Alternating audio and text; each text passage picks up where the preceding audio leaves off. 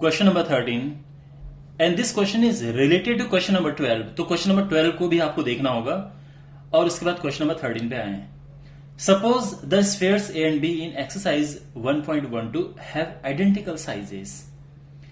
A third sphere of the same size but uncharged is brought in contact with the first, then brought in contact with the second, and finally removed from both. What is the new force of repulsion between A and B?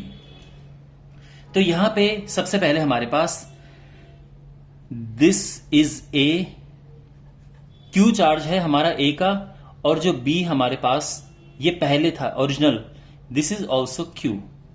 Identical sizes क्यों बात की है मैं अभी आपको बताता हूं। Charge यहां पे क्या है, what is this? It is actually 6.5 into 10 raise to the power -7 coulomb, but इस पर हम बाद में आएंगे, ये भी सेम ही है। एक तीसरा sphere C and this is uncharged, इसका जो चार्ज QC है वो 0 है। ठीक है, यहां पे QA ये Q है, QB को भी Q ही ले लेते हैं बिकॉज ये दोनों सेम चार्ज का है।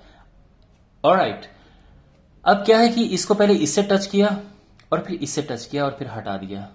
अब इनके बीच में नया फोर्स बताना है। ऑब्वियसली जब हम इसको इससे टच करेंगे तो इससे इसमें चार्ज ट्रांसफर होगा, उसके बाद फिर इसको और इसको टच करेंगे तो यहां भी कुछ चार्ज का ट्रांसफर होगा।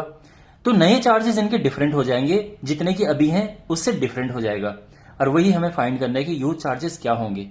तो सबसे पहले ये है व्हेन C इज टच्ड और brought in contact with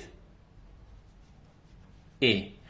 identical sizes इसलिए बोला गया है बिकॉज जब साइज आइडेंटिकल होते हैं चार्ज एकदम इक्वल डिस्ट्रीब्यूशन होता है।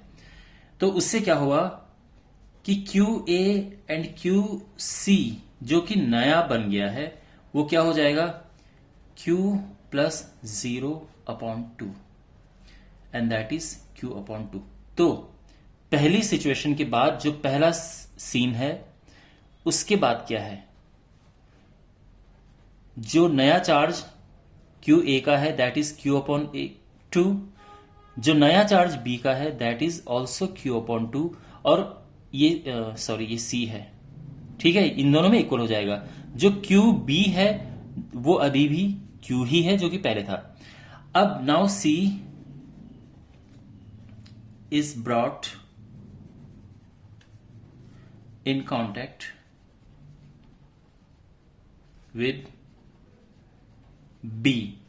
इससे क्या होगा कि जो C है उसका चार्ज चेंज हो गया और वो QB के बराबर हो जाएगा, एंड दैट इज, तो C में पहले क्या चार्ज था, Q/2 मींस A से टच कराने के बाद Q/2, B का चार्ज Q, ऑलराइट, अपॉन 2, तो ये हो जाएगा 2 1 2 3 Q, और ये 2 नीचे आएगा 4 हो जाएगा। उसके बाद जो C है उसको हटा दिया, तो जो अब नया सिचुएशन बन गया है वो है कि जो QA है उसका चार्ज है Q/2 एंड जो QB है उसका चार्ज 3Q/4 है। ठीक है, तो बस अब हमें यहां पे कैलकुलेट करना है। तो फोर्स क्या होगा, नया force is equal to 1/4πε0, Q की जगह पे आएगा Q/2 और इसकी जगह पे 3Q/4, और उनके बीच का डिस्टेंस R है, R²। यहां पे 3 और ये मल्टीप्लाई करके 8 आ जाएगा, ये आगे आ गया, ये होता है 9 इंटू 10⁹।